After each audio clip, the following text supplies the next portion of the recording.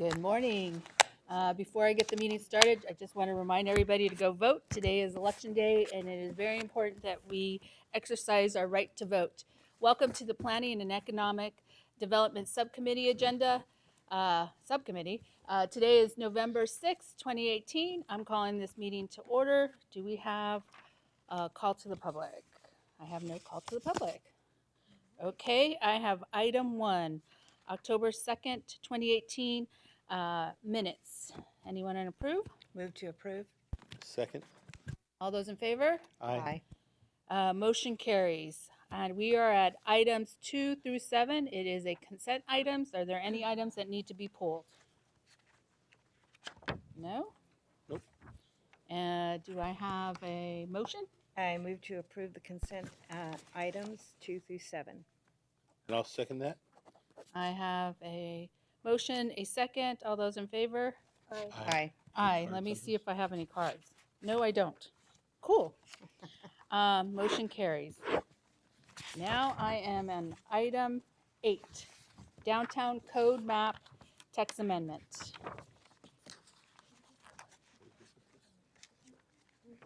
For item 8.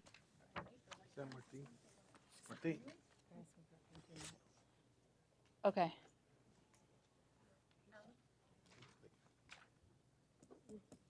They're in favor. Wait.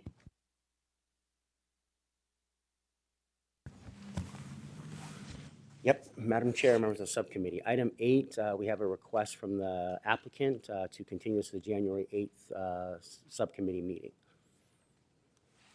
Just came in late yesterday.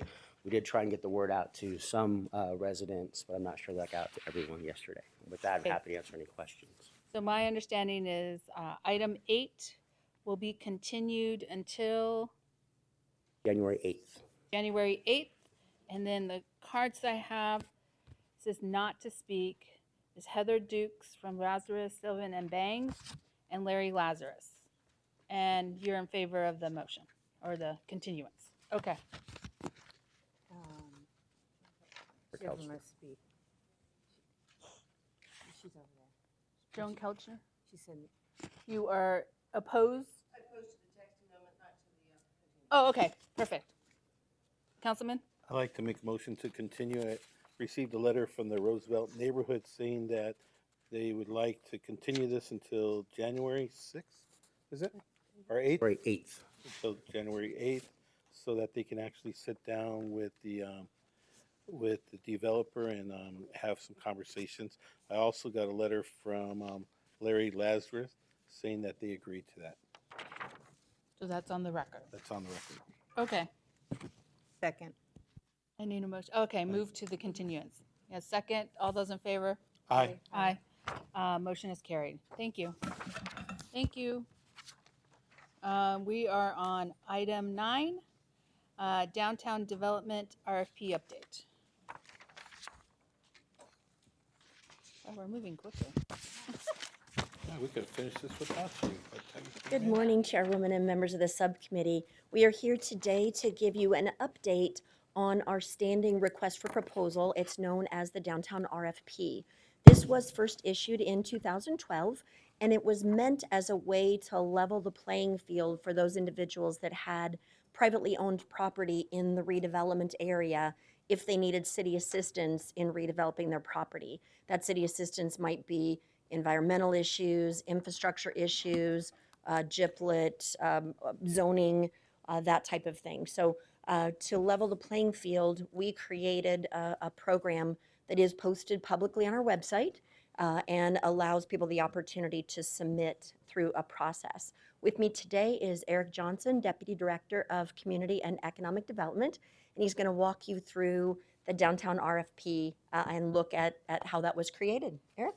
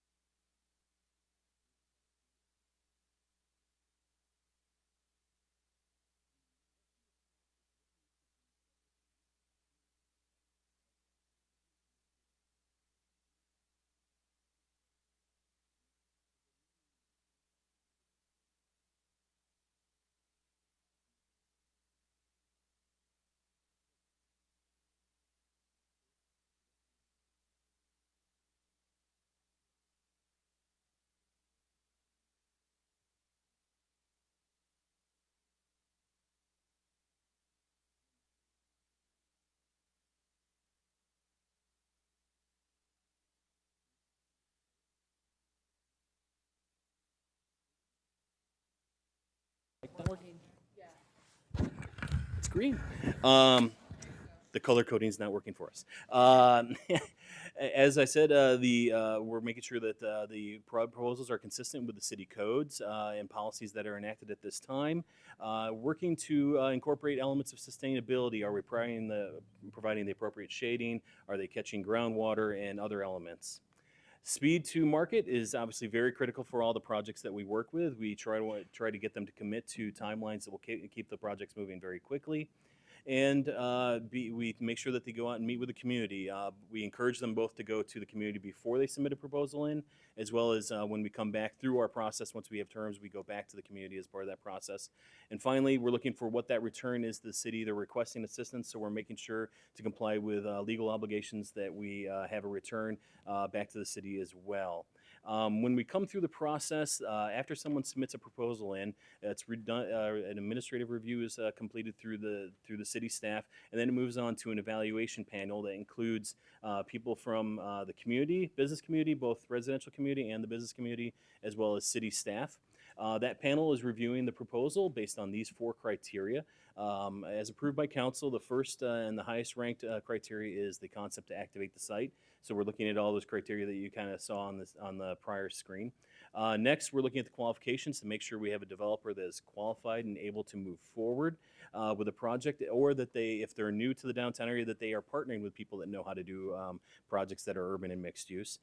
Next, we look at the business plan. How are they getting their financing? How are they working with the community on doing construction mitigation? How they interact with the construction staging and those types of items. And then finally, return to the city is the final criteria that the panel looks at.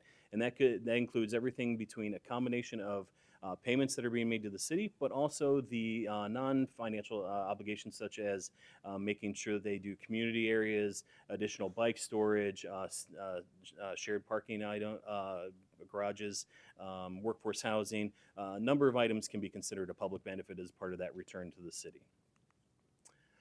Now, I'd like to highlight a couple of the projects that have successfully come through the city and been approved by City Council. The first one is Union at Roosevelt. This was approved back in 2014, and I actually opened this last year. This was a successful urban mixed-use project with ground floor retail space, approximately 80 residential units, and is worth approximately $17 million.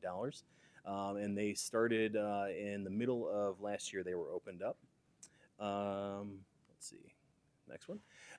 Greenleaf Arts District. I actually have to read that name because they just got bought out by a new company, but you would know it as Broadstone Arts District. It was constructed by Alliance Residential. They recently took themselves out of the project, but this is at the corner of McDowell and Alvarado, and this was another residential project of approximately 280 units, and it was worth $49 million, and they opened just this last year. Under construction right now, we have the Link. The Link was approved in 2016 by City Council. It is quickly moving up on the skyline. They have a few more floors to get up to their top floor right now. This first phase, which you see the elevation rendering of on the screen, is approximately 30 stories. In total, though, this is a 3-phase project. It will be a total value of $175 million, and they will have 600 residential units, including a workforce component, ground floor, commercial office space, and structured parking as part of this project. We do actually expect them to start their second phase very soon here. Also under construction, moving a little bit more slowly because they've had a lot of utility work, is they've renamed it as a part of a new ownership group. This is the Battery. This is down at Buchanan in between 3rd and 4th Street, so just south of the Chase Field location.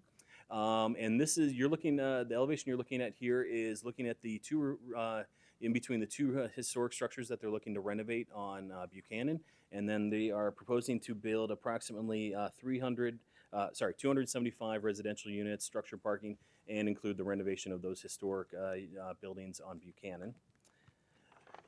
Recently amended, but originally approved in 2012, is the 200 West Monroe site. This is now with Property Markets Group, and they are proposing to build 2 towers of residential units, approximately 600 total units. The project value is going to be $200 million, and they are going through our design permitting process with PDD right now. So we expect them to hopefully be breaking ground very soon. There we go. Palm Court Tower was the most recent project that was approved by council. We just approved this a few months ago. This is located at Van Buren and 5th Street. And this developer is looking to build a $107 million project with 350 residential units into it, including a 10% workforce unit component. They don't have any ground floor commercial, but they will have parking and residential units on this project. We hope to see them start construction near the end of next year. And finally, the 7th project that's been approved by council through this RFP process is Derby Roosevelt Row. Obviously, they have not started construction, unfortunately, because they are in a litigation on this project. But they were proposing a $36 million tower with 211 micro units, some ground floor retail space, as well as some structured parking. But this project has not commenced yet due to the litigation. With that, that concludes. Oh, one more slide. I wanted to summarize everything. This is the cumulative impact of the projects that have been approved through this RFP process. So we've seen hundreds of millions of dollars coming in investment, over 2,400 residential units being proposed, as well as 77,000 square feet of commercial space and structured parking as part of these components. With that, we're happy to answer any questions that you may have. I have a question regarding the process. How long is that process? Chairwoman, members of the subcommittee, the process can actually take a pretty significant time. By the time they submit in, we vet their application, we convene a panel, we work through a negotiations process. I mean, it is typically 6 months or more as we move through that process in order to prepare it to come before the subcommittee. And then on your evaluation, if you can move back to that slide, please. Oop, sorry, went too far. I noticed that return and benefit to the city is only 200. So is it possible to look at the return and benefit to the city? Because to me, the return and benefit to the city of going through this whole process and receiving, I don't know what to call it, a partnership or a collaboration between the city and private, that the return and benefit to the city, it needs to be great. And one of the way I'm looking at that is in workforce, and the workforce housing. And I think that's where it would probably fall under, because that's where it's workforce, it's also activating the space, it's also looking at parking spaces. I think that's, am I correct, Chris, in that area, that's where it falls? Councilwoman, you're correct, and we'd be happy to go back and reevaluate the impact to the community and the benefits to the city and come back with another iteration for this subcommittee's consideration that weighs much more heavily on that parking, activation, workforce housing, and the financial benefits. Okay, I don't know if you guys agree, disagree, or I'm just looking at how this process, the way we could, I guess, time is money to those that are developing, and look at ways where we can move quickly, but also look at ways, maybe it happens in the points, or maybe it happens on the process of how quickly we can get them through the city process. I don't know. That's up to the experts, and that's one of my, I guess, recommendations to come back and have a dialogue with us about. Go ahead. Madam Chair, I agree with you 100%, but I believe that we have more leverage when it's city property. We worked really hard and invented this program to make sure that we can attract businesses. At the time, it was Texas, I think, was our big competition. So we're trying to figure out a way to really make this process seamless, faster, quicker. Back before this process, it was up to about a year or so where we would actually see a project come to the council. We were able to cut it in half by implementing this whole process. So I feel comfortable if we created something when it's city-owned property and they're asking for some kind of GIPLETs or so, that we that there is some kind of return on our city investment, that we make sure that there's a high number of workforce housing, or even affordable housing, I would call it, because workforce housing is different from affordable housing, right? And I think one of the things that we're looking at is more affordability than it is workforce housing. Chairwoman, Councilman Noakowski, we'd be happy to go back and look at the process because the time value of money is significant, as you Right. can imagine, to the development community. That even the 6 months as they have carrying costs through that process of, owning a 10 or $12 million property, and they're paying interest on the property, and carrying costs can be costly. So let us go back to your point. Workforce housing is becoming more and more important, as you will see in your December presentation that you requested on housing. So let us go back and see what we can come up with that makes sense for the development community, but perhaps would give this council some ideas of ways to even make the process better. Madam Chair, I have another. ahead. I was just thinking that maybe we can look at all the properties that the city owns, and how we can actually create some kind of process like this, where it Yeah. includes not just workforce housing, but some affordability in there somehow, some way.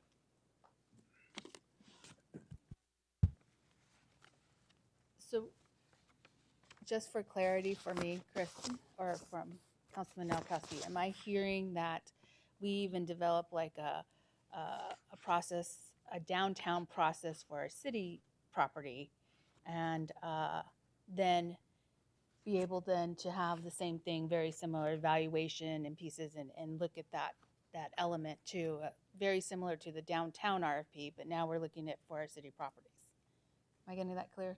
I think we leave this process the way it is because it works and people are, it's very successful.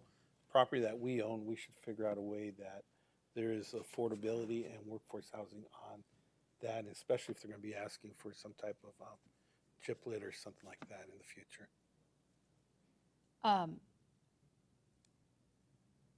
I would like to see staff just come back with some ideas on the way we can move this process faster.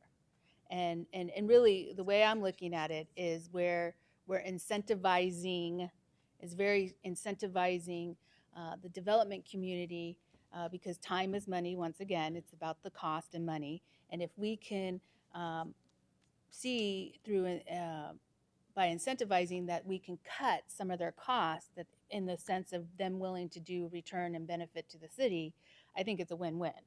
But did you also want to look at the point system as well? Yeah, Okay, all within right. the point system. Yeah, Yeah. okay, perfect. Yeah. And I would, Chris, I'm assuming that you would do this, but once again, don't assume, is that you would speak to the development community, you would work with the development community that participates in the downtown RFP. Sure, and you're exactly correct. So we are hearing from them that time value of money is a concern to them, especially with the cost of steel going up, especially with the cost of concrete going up. So each month they're delayed, it's a significant cost to them across their entire project. So what we'll do is, if at this council's direction, we'll go back and look at the whole process. We'll visit with the development community, see what looks like a win-win, and come back to this group with those ideas, both on the city-owned properties and on the downtown RFP, to see what we can come back with and say, this is what they're thinking, this is how even a month or two of time might be beneficial to them. Go ahead. So I was thinking even more so with if they're asking for extra help, if they're asking for a chiplet in a privately owned property or something like that, that there might be some different formula where the city return benefit would be a little higher because they're asking more from us. And if they're going to use our property, then they're asking more. We should get a bigger return. So I like to see that also in there. Through the chair, Councilman Noakowski, we will absolutely look at that. That's a great point. I think this is exciting. I'd like to thank the councilman who led it from a year to 6 months, and now if we can get it to 3 months, that'll be awesome. That'd be great. I think the development community would love it. We would. But I also think it's a way to relook at our process and look at different innovative ways of moving our city forward. So it doesn't hurt to try, and we may find out our process is great. But I think we should just reanalyze some of our stuff. Perfect. Do we need a vote, or we can? I'll just bring it We back. could just bring it back. Okay, thank you, Chris. Thank you. I think you're still here for item 10. Okay. It's opportunity zones update. And I think I have a card on opportunity zone. So, Gilbert, would you rather hear the presentation first? Okay, all right. Go ahead, Chris. Thank you again, and good morning again. We are here today to give you an update on the Opportunity Zone program that was created by the federal administration in December of 17. With me today is Joseph McEwen. He leads our research team with the Community and Economic Development Department. I'll turn it over to Joseph. He'll walk you through the program, where we're at today, and what our next steps are. Joseph? Thank you, Chris. Good morning, Madam Chair, members of the subcommittee. So as Chris mentioned, this program was passed in December of 2017 with the new tax legislation. What the program does is, through the creation of opportunity zones and the formation of opportunity funds, the goal of the program is to incentivize community investment, specifically into low-income communities. So what does that investment process look like? Investors or corporations with capital gains can choose to invest that money into opportunity zones. To do that, they must form what is called an opportunity fund.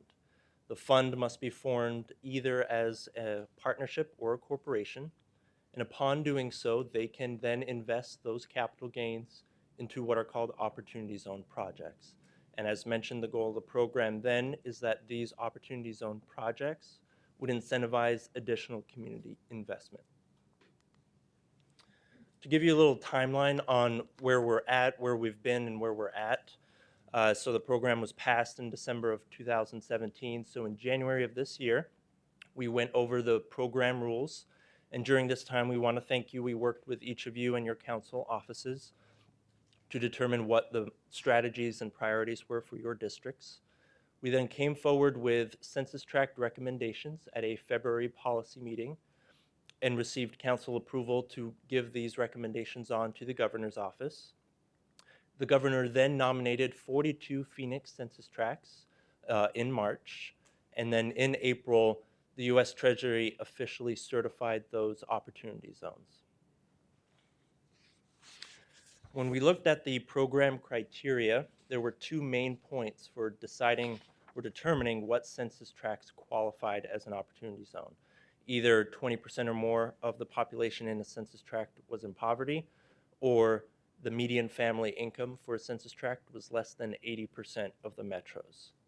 Phoenix had 184 eligible census tracts. Per the program guidelines, we could only select 25%, and ultimately the governor nominated 42, and these are in blue, the 42 certified census tracts.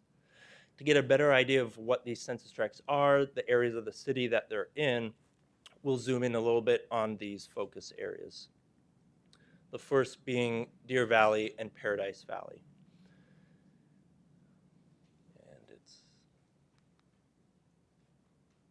So those are those two census tracts there, and then in this area, key assets are the Deer Valley Airport and the Paradise Valley Mall. We also selected several census tracts along the North I-17 corridor.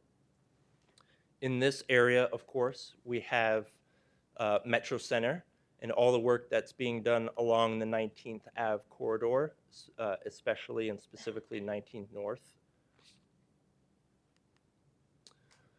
There were also census tracts selected along Grand Avenue and the Camelback Road. The city has several commercial and industrial properties along Grand Avenue, and of course we also have Grand Canyon University along Camelback Road.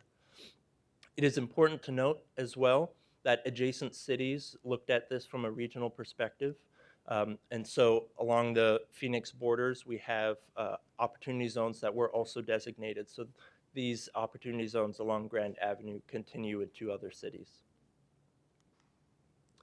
In the central city, we selected several census tracts that not only encompass downtown, but areas along McDowell Road, the light rail, and of course the Edison Eastlake neighborhood. In South Phoenix and the airport area, we selected census tracts along the Rio Salado River, where a lot of work is being done to revitalize that part of the city. There are census tracts along the future South Central Light Rail, as well as areas along the airport key office market. And last but not least, we selected census tracts in South Phoenix and where the Loop 202 is going to come through. When the Loop 202 comes through along 59th Avenue, this will be an incredible asset not only to the region but to the surrounding neighborhoods such as Levine. So to reiterate, in order to invest in these opportunity zones, investors must create what are called opportunity funds. Those funds have already started to form. We saw Virtual Partners and Caliber as first movers in creation of opportunity funds. They're not only nationally recognized, but they have a significant presence here in the Phoenix region. They already have a couple opportunity zone projects around townhomes, multifamily, residential, and a hotel. It is important to note that investors of any size can create funds of any size. So to investors that just happen to have capital gains can create a fund of their own and choose to invest in an opportunity zone project.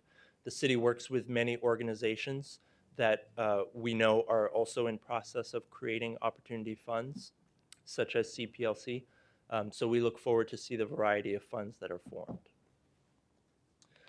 And last but not least, we wanted to give you an IRS update, what has happened since we last came forward in February at a policy meeting. So this past summer, the IRS announced that in order to certify a fund, it will be a self-certification process. So investors will fill out a form and attach it to their tax returns. So that process, of course, is very easy to investors, but certainly does not mean that there isn't oversight or regulations on the funds. Funds will be audited periodically throughout throughout the years of the program, and could be fined if they don't meet specific criteria. Just a few weeks ago, in fact, the IRS proposed additional guidelines clarifying terms within the code that investors were waiting for definitions on. That is currently open for public comment through January, but we are still waiting for additional guidelines, and investors are still looking forward to what the IRS and Treasury will propose moving forward. And with that, thank you, and we'll take any questions you may have. So I was just wondering, who can actually create an opportunity fund? Councilman Nowakowski, members of the subcommittee, anyone. Any investors that have capital gains can create an opportunity fund of their own. So can our Phoenix IDA do something like that? Councilman, yes. Any entity, whether it's a corporation or individuals or partnerships, can create that fund. What they would have to do, and the rules are still being reviewed, they're open for comment now, but as we understand it today, they'd have to form a separate entity, and the reason being is 90% of that entity's investments must be in an opportunity zone. And so, Joseph and I, if he sold a vacation home and I sold a piece of land, we took our capital gains and merged it together, we could create an opportunity fund, but then we would have to make sure that that fund had 90% of its investments in opportunity zones. Now, as a city, we have bonds, right?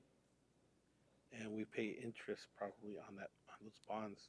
What happens if can the city create an opportunity fund? And can, after 7 years, maybe use that Chairwoman as a benefit? Chairwoman Councilman Nowakowski, any entity can create an opportunity fund. The challenge is you'd have to have some tax implication to be able to get your capital gains. And so as a city, we traditionally, and we'd have to talk to our CFO, Denise Olson, and we'd certainly be happy, and we'll go back and do that. But it's my understanding we don't have a significant tax implication, and so that's where that benefit comes from, is we don't pay tax on our property once we dispose of it. So let me see if I can get this example correct, only because only because I asked what are opportunity zones, and I think it's best for the whole community to understand the opportunity zones. Uh, I was asking Chris, um, what are opportunity zones? She started to explain it to me, and I said, okay, so if I had a piece of land and I decided to sell the land and I sold the land and I didn't want to get taxed, I could use those capital gains and create an opportunity fund. And with the opportunity fund, I would then have to invest in an opportunity zone. Okay. So my question then started to lead, or I started to go down. I know large investors or large developers or those that are in the game understand this and understand that how they move their money or how they move investments. These are one ways of moving investments. So I said, what about those that are small investors? How do we create, or how do we develop a mechanism for everybody to understand what opportunity zones, but not only that, to also be able to understand how they collectively could come together and invest in the community? Because if you look at all our opportunity zone areas are very poor, low income areas. And I would like to see in the future, that's why I was having the conversation of saying it would be nice that those from the community that have the ability to do this be aware of them coming together as a collective and invest in our community or in their neighborhoods, so that then they understand or they have a interest within that community other than having foreign investors. Because my understanding is foreign investors can come in from anywhere in the world and start collecting or assembling pieces of land. And that's how the conversation got started. Am I? No, Go ahead. Chairwoman, no, you are absolutely correct. So looking at ways to drive that local investment, we had that conversation. I think there are some great opportunities that we can bring back to you for ways to drive that local conversation. Joseph and I have been looking at some best practices. Perhaps we come back to this subcommittee with an opportunity zone community profile and offerings, so that anybody who, as I said, let's say Joseph sells his vacation home and he wants to make a placement, he would know where that fund was at, and he wants to make that placement in the Midtown market or around the Gateway area or along light rail. He would know what those opportunities. We could create a way to connect people together, because that's our role as economic developers, is to create those network opportunities to drive the city forward. So we could go back and look at ways that we could create a mechanism by which we could bring investors and opportunities to invest together, and host it on the city's website, or work with a separate nonprofit, whether it's the IDA or whether it's the Greater Phoenix Economic Council or one of those entities, to see how we could bring those individuals together. Just as a follow-up, what kind of outreach have you been doing? Have you talked to the owners of Metro Center or Paradise Valley Mall? Have you had any dialogue yet? Chairwoman, Councilwoman Stark, yes. We have talked to both the owners of Metro Center, who understand about the opportunity zones. We did give a full briefing to the local representation for the ownership of Paradise Valley Mall. We did provide that to them, and they were working then with their corporate entities to see what could happen. They have some additional work that they're working on, some redesigns and some overview of Paradise Valley Mall. And the local representation was very interested in the Opportunity Zone program and thought that could be a tremendous benefit to their corporation. So Chris, the other thing too is that after 7 years, they sell that property or that project, and any profit off of that, they're not taxed on it, right? Chairwoman, Councilman Nowakowski, so at the end of 7 years, they see a 15% forgiveness on their original capital gains. Okay. If they hold it for 10 years, then they see no tax on any profits that they would receive. So as an example, let's say I invested $1,000 of capital gains, and my tax on my capital gains at 7 years would be reduced on that $1,000 would be reduced by 15%. But let's say that $1,000 became $5,000 over 10 years. The $4,000 have no taxes at all. So my original pay a reduced capital gains, but my $4,000 in profit see no tax at all. And then over the last 6 months or so, we've been working really hard along the light rail, and especially on the new South Mountain light rail going to South Phoenix. And we've been talking to a lot of different investors, a lot of different individuals that want to really redevelop that area. And it's looking very promising. I mean, this fund is really God sent to us at this time because the city of Phoenix, and there's a lot of property along the light rail, especially the future light rails that we're going to be taking advantage of. So basically, really simple in lay terms is that you invest now, in 10 years from now, if you build let's say a little restaurant or a hotel, and you sell that and there's a profit, you're not going to get taxed on that profit after 10 years, right? Councilman, you're correct. And that's really the key behind it. Right. And it's, and for me, the importance about this dialogue is really for everybody to understand what opportunity zones are. I think of my grandfather who would save his money because he wanted to leave a legacy behind. This is one way where he could have invested his money and then seen it 10 years later and not get taxed on some property he had sold. And then have his money grow within an investment. That's how I'm reading it. Chairwoman, you're correct. And then Okay. his grandchildren would see his legacy Right. decades in the future. And so anybody can participate. I think one of the key items in this whole thing is that those that already know are participating and know where the opportunity zone, and they're not necessarily local community members that are going to want to see what happens within the local area. And so I would like to see some type of way or plan where someone like me who happens to have capital gain know what to do with it and go and say, hey, what do you guys connect me to somewhere where I can invest my money? We will. I mean, that's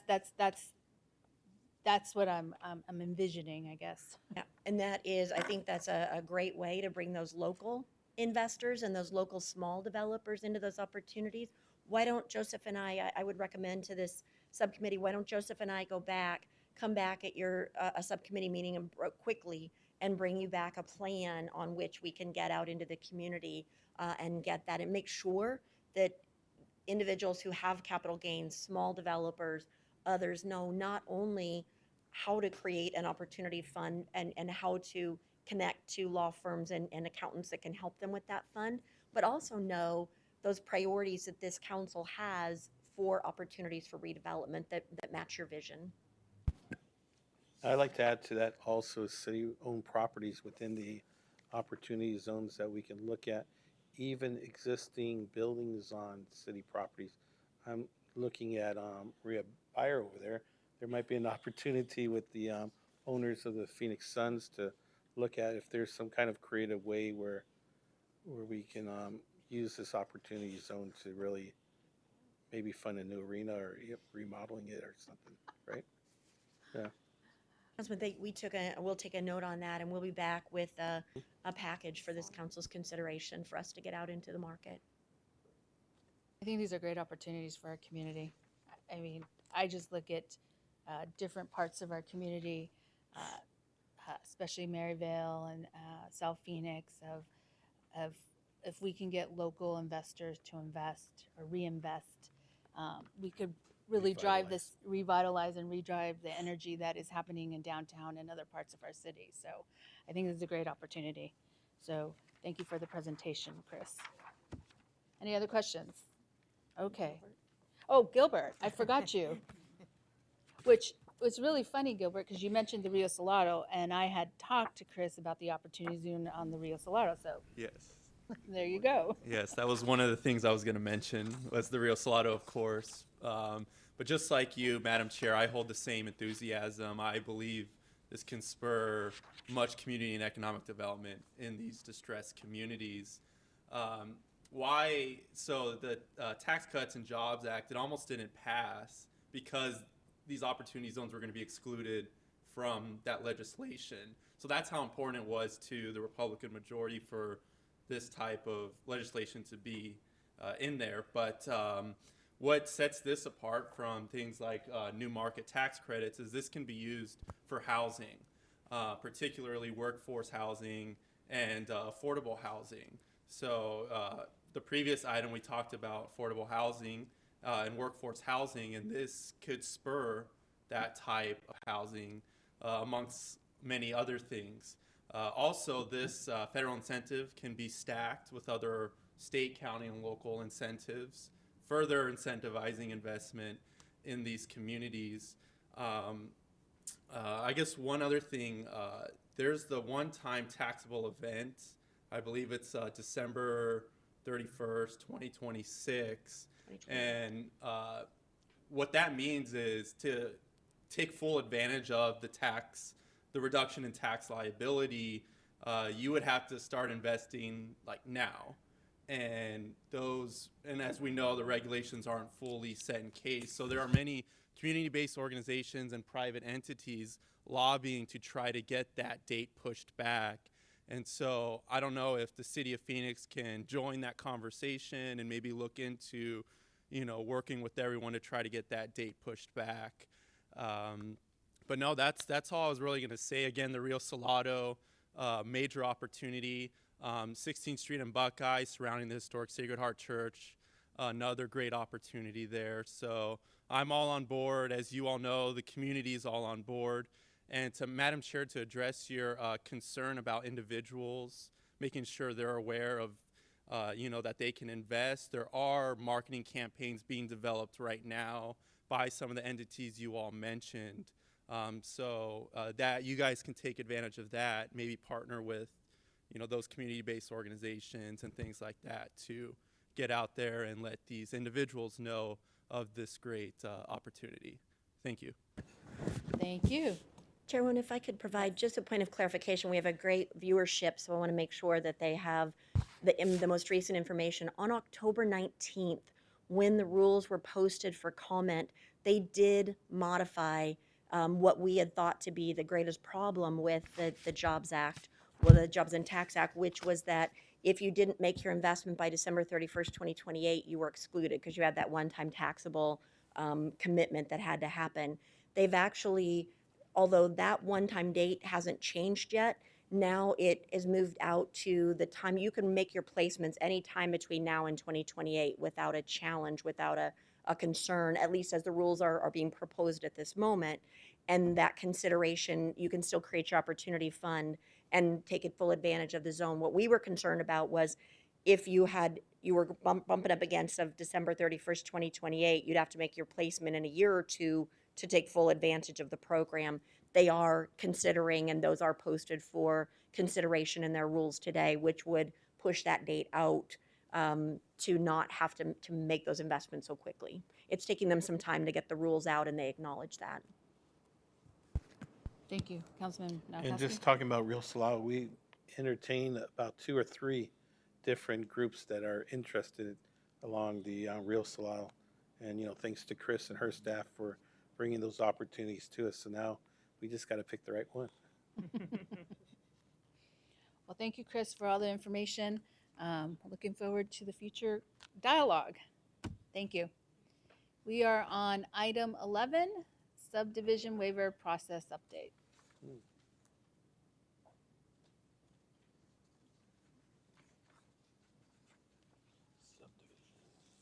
I believe this was it was Councilwoman Mendoza's case that we discovered the subdivision waiver process.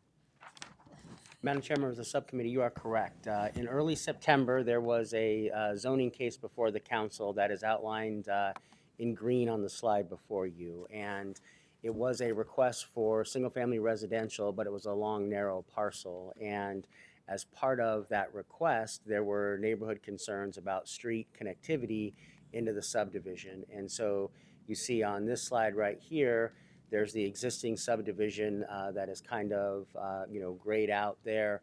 and there are street connections that are right there. And so the focus of the community concern was not wanting those streets to connect. The subdivision ordinance, which is chapter 32 of the city code, requires that when you have those stubbed out streets that they connect, and that's to provide for orderly growth and development of the city.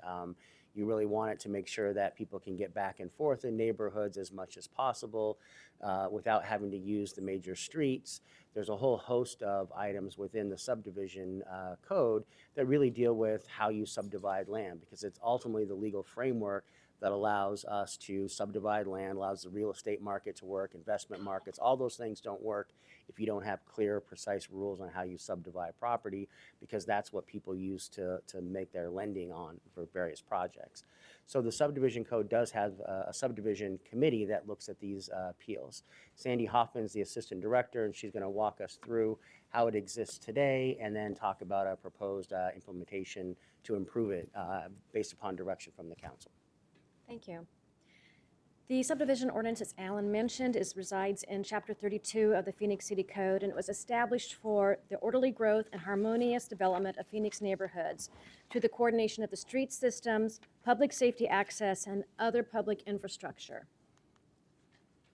There is an appeal process through the subdivision ordinance that allows for us to review these things using a variety of different experts and professionals in the field and engineers. We have a subdivision committee, as well as the appeal from the subdivision committee would go to the city manager rep and then the development advisory board, which is assigned and appointed by the council. But what they would look at as they do the appeal is that it meets the public safety requirements, has a coordinated street system, and protects the public infrastructure. So the residential development process, when they are rezoning single-family development, we are looking at it for the conformance with the Phoenix general plan, applicable area plans and policy plans, as well as the zoning ordinance. But the graphics that come in with the rezoning case are conceptual, the elevations and the diagrams. We do continue doing review after the rezoning case and the development side, where we make sure that everything meets all the codes and ordinances and the stipulations. In some cases, the rezoning stipulations can conflict with the provisions of the zoning ordinance or the subdivision code. So we have stipulations that typically we can have on a zoning case that could address the concerns of the neighborhoods that you had experienced in this one situation.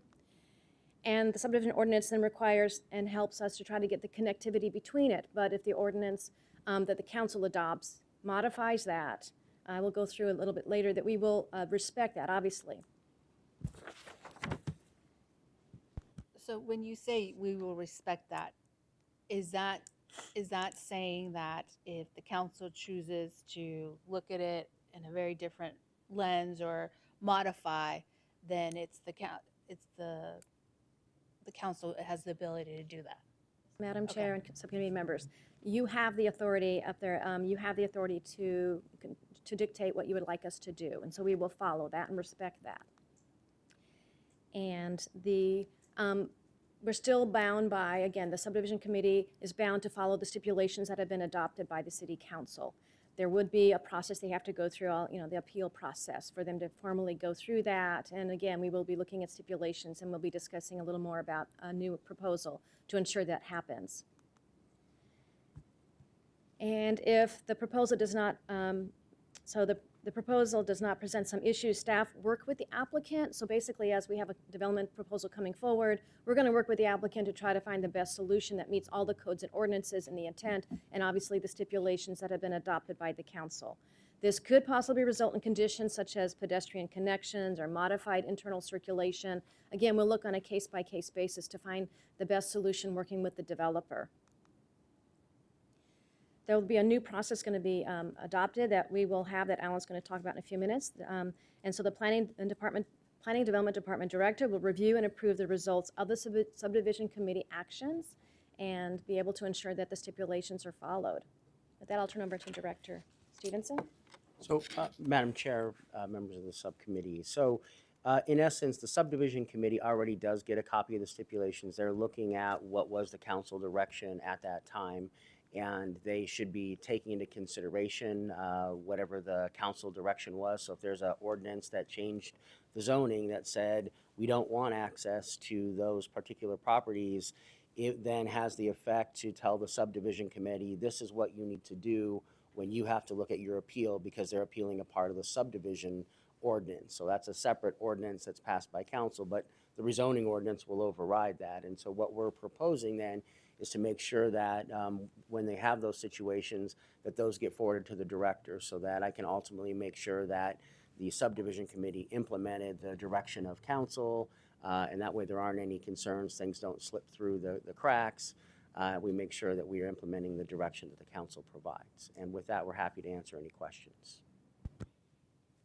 So it's all going to land on you, Alan, or whoever the development director is, to work with the council and make sure it gets to where it needs to get to, right? That is correct, Madam Chair. Well, thank you for doing that. Anybody have any questions? Councilman Nowakowski. So Alan, with the whole South Mountain Light Rail going in, we found out that there's a lot of streets that don't go through, and that there is new development going on that was just approved not that long ago, and this process was already implemented. We as council members don't really see the bigger map when it comes to streets and all that.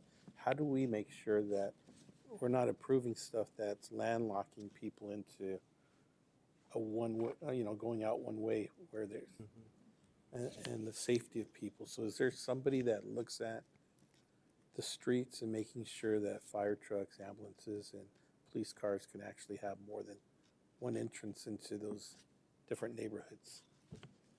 Madam Chair, members of the subcommittee, yes. We have traffic reviewers who are part of the Planning and Development Department. So part of the interdisciplinary team that reviews each project has a traffic reviewer that's assigned to it. And so part of their job, in addition to looking at on-site parking issues, is how are you connecting within that development? And so that's part of what they look at. In the case of South Central, the ordinance requires that when you redevelop a site or when you develop it, you have to do any public improvements that are adjacent to your property for streets. The problem with South Central is a lot of that developed in the county in the 60s prior to the city even annexing south of the Salt River. So you have a lot of streets that don't really go through, that may be some dirt connections that people drive and practice but really aren't there. But as that area redevelops over time, this process will be requiring all of them to do their half-street improvements to eventually make those connections. All righty, thank you. Well, I appreciate the work. Glad you heard us. We did. And thank you for doing that. Thank you. We are called to the public. I have no cards. Any future agenda items? I think we asked Chris for some, right? Well, they're coming. Housing update is coming in December. Maybe we could get an update on the Rio Salado that Senator McCain had been working on before he passed. I know ASU had been working on that project. It might be worthy of finding out where they're at with that project. Sure. I'd like to get a briefing on the South Central, I'd like to get a briefing on, and a presentation on South Central and the streets and how they're landlocked right now and future development, because there is a development there that is really impeding traffic, and so Which one is it? it's the one on 3rd Avenue and This does it? it's south of Alta Vista. Okay. Yeah. All right. Perfect. So I think we need to do a better job with Okay. development that's coming there. We'll add that on. Thank you for moving this meeting quickly. Thank you, ma'am. Meeting adjourned.